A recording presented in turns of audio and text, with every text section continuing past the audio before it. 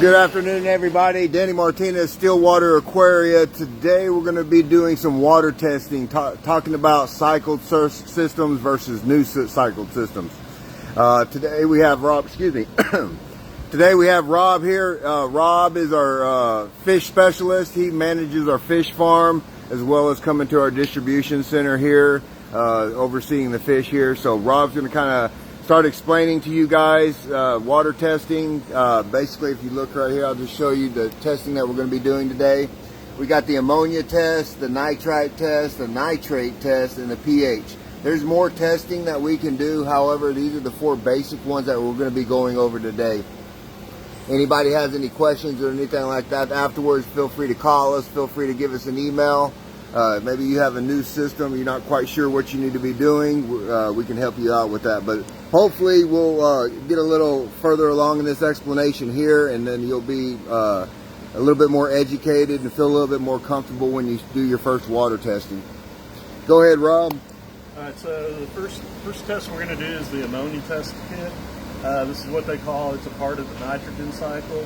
We're going to be testing water from a cycled tank, so in theory everything should look good in this tank. When you're cycling a new tank, we're going to talk about how the levels will look different at first and where to go from there. So first thing we're going to do is we've got the water from the tank. We're going to use this little pipette to fill our vial up. Always rinse it out with that water first from the same aquarium that you're using. Make sure you're starting with a clean test kit. You might be able to see there's a line on here on this test kit. We're going to fill the water up to that line.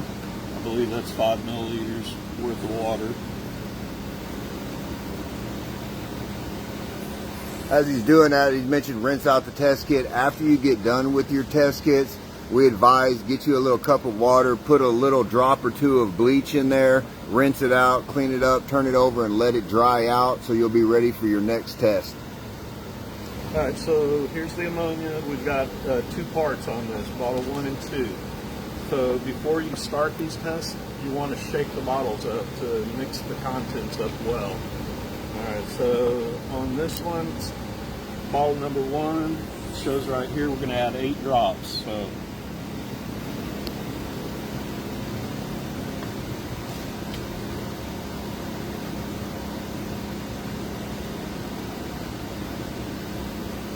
So we got 8 drops of the first solution. I'm going to shake that up well.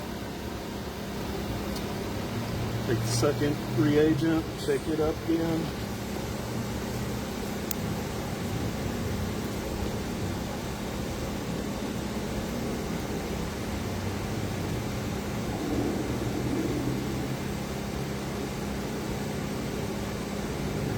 Alright, so we've got the reagents all mixed up and in there looking good. You can see it's this nice yellow color. That's what we want it to stay, but this test needs to react for a minute or two, and then we'll check back on it and see that it stayed this nice yellow color. If you're cycling a new tank, more than likely you're not going to get this nice yellow color. You're going to be somewhere probably in this 0.5 to 1 part per million, somewhere in there. When you first put the water in, it may start at 0 or around there, but you are going to see a rise in the ammonia, and that's probably the most deadly of all the nitrogen cycles. So basically in a cycled tank, ammonia should always be at 0, but that won't be the case while you're cycling the tank. So as mentioned, he's going to let that sit there for a minute so we can get a better reading on it, on the ammonia aspect of it. And like he said, the ammonia, basically ammonia is known as the #1 silent killer of fish. The reason being is there's no way you can determine whether ammonia is in your system unless you test it. So that's why they call it the silent killer. So he's moving on. Let's see, what are you going to test next, Rob? I'm going to do the nitrite. So as far as the nitrogen cycle goes, ammonia is the first breakdown. It breaks down into nitrite. Nitrite breaks down into nitrate. Nitrate really doesn't break down any farther. That's why you do water partials to remove the nitrates. Having live plants in your aquarium will help remove nitrates because they utilize it as a food.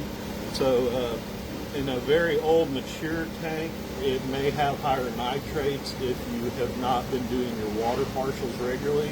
So we're going to go ahead and test this. This system, we do keep up with our water partials very regularly. So no ammonia, 0 on the nitrite 2, and nitrate, you're going to see it in a cycled aquarium.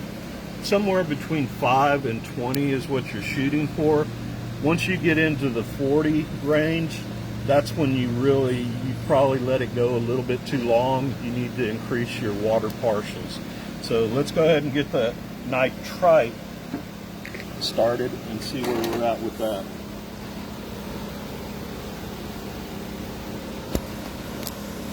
So talking about a cycled system versus a non-cycled system. Now a cycled system, basically what we're saying is, and what we like to recommend is, once somebody sets up an aquarium, we like for it to run for at least 2 weeks before you introduce any fish. Therefore the system is cycling. The premise behind it, it starts developing bacteria within it. Now bacteria can be manually introduced as well. We do sell bacteria that you can put into the system, but it just encourages the bacteria growth is basically what happens. And bacteria is what's necessary in an aquatic environment for the fish to stay healthy. It's kind of like us in our environment. In our environment, the atmosphere, we undertake the nitrogen cycle as well. We just do it on Earth, and then fish, there is a nitrogen cycle for fish in the underwater environment. So just like us, bacteria, if there wasn't bacteria around us, we wouldn't be in existence. Same holds true for tropical fish. If there's not bacteria present in the water column in the fish environment, therefore you're not going to have any fish present. So bacteria is basically why we're saying cycled aquarium, is basically we have a bacteria load that has built up over time in there. And again, you can manually introduce bacteria into your system to encourage more bacteria cultures growing in your system.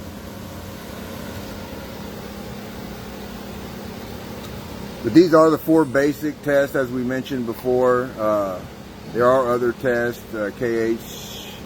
got KH, GH, copper testing. There's a multitude of testing, but that kind of gets a little extreme. And then salt water, dealing with salt water versus fresh water. Salt water is more of a balance that you have to create, so it's more challenging to keep your water parameters where they need to be.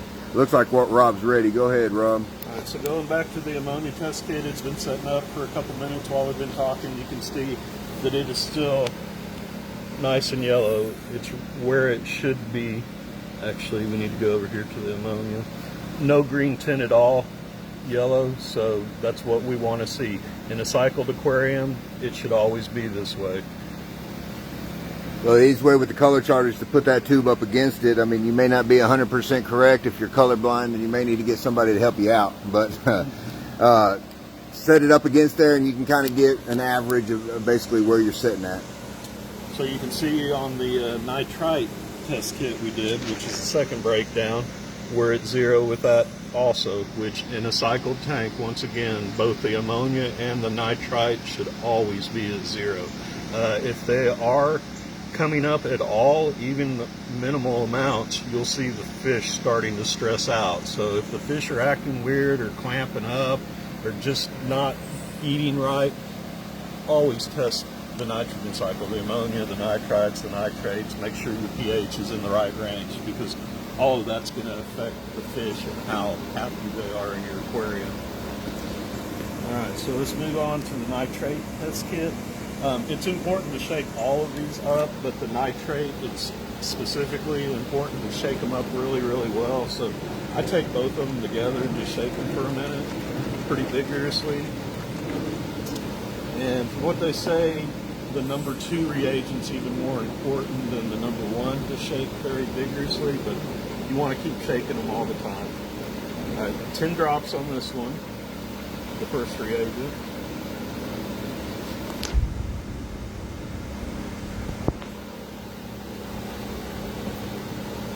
Got them in there, shake them up. Once again, take your second reagent, shake it some more.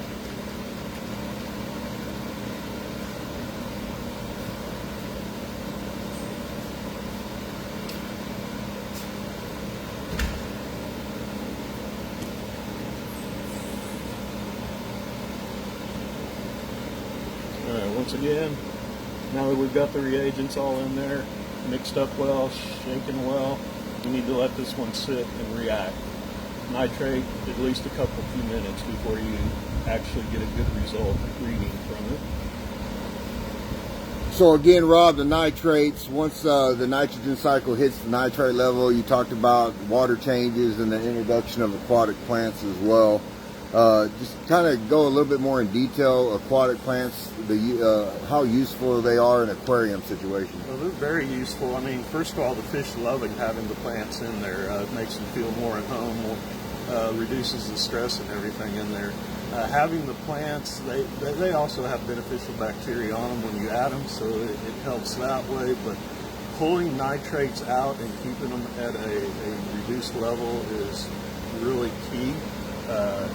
If you have live plants, you can probably get away with doing your partials a little less frequent because they're going to be helping you with that. If you have a plastic planted tank, you're going to probably find that your nitrates are going to build up quicker and that you're going to need to do your partials a little more frequently. So having live plants in an aquarium benefits everything. It's aesthetically pleasing, but you got to be careful too because there's a lot of fish out there that like to eat the plants. So in that instance, if you're going with fish that eat live plants, you're going to have to go with the plastic and just do your maintenance a little more regularly. And the aquatic plants, he didn't touch on it, it's more of the benefits of it, but an additional benefit that I see is if somebody's wanting to breed fish as well, if you got a community tank full of fish, you have to have hiding spots in order for a pair to pair off and basically create babies, but the babies are going to need hiding places, so they'll hide out for a period of time, typically in plants, and then once they get large enough, then they'll join the community of fish in the aquarium. It's basically the survival of the fittest as far as the babies are concerned. Some of you'll see a pair, depending on the fish type, they can have anywhere from 15 to a couple hundred to a couple thousand fish. A lot of it depends on size there as well, but naturally in a community tank, you may only get 2 or 3 survivors once all said and done. All right, let's take a look at the nitrate and where we came out on the test here. You see we're in the range of the 5 to 10 parts per million, which that's totally acceptable. Means you're doing your water partials regularly and keeping up with it. Like I was saying, once you start seeing it getting into the red, that's when you need to worry and realize that you're needing to do partials more frequently and just maintain the aquarium. All right, so we've done 3 of the water testing so far. So just to recap, we've done ammonia, we've done nitrites, and we've done nitrates. So the last test that we're going to do is the pH. pH, once again, shake it up. It doesn't have to be as violent as the nitrate. 3 drops of the solution. Shake that up. And you can see this blue color right here is going to give us a reading on the chart. We're at the upper end on the 7.6 range with this reading, which in a freshwater aquarium, the fish enjoy a pH anywhere from neutral up to 7, 8, 8.0. 8.0 is starting to get a little high for them, but as long as you acclimate them properly when you get them, most fish will adjust to the higher pH. So personal preference if you're trying to adjust it down, but my opinion on that is if you're in the neutral, the 7, 8 range, you're good. I would leave it alone, unless you're going with specialty fish like discus or something like that you're going to want to drop the pH lower. Leave it alone. So I'm happy to see that. Kind of a recap, we have a cycled tank here, so ammonia's at 0, critical it stays there. Nitrites, 0. Very important it stays there. Nitrates, the final breakdown. As long as you're keeping them below 40, you're okay. 20 would be better. That just means more maintenance. And then the pH. All of these are pretty critical. They're like the foundation for the fish's health, the very basic.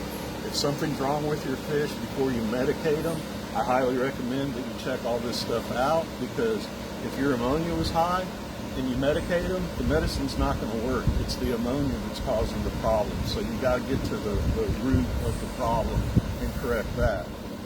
If you get all of the levels corrected and the fish are still having issues, that's when I would consider medicating. But always check the water first. If everything tests out right off the bat, then that's when you would consider going to a medication depending on what your fish is doing. Very good information there, guys. Again, Danny Martinez and Rob with Stillwater Aquaria. You can get us online, stillwateraquaria.com. You can email us, sales@stillwateraquaria.com. You can contact us at our offices. Find us online. Again, this is our distribution area right here.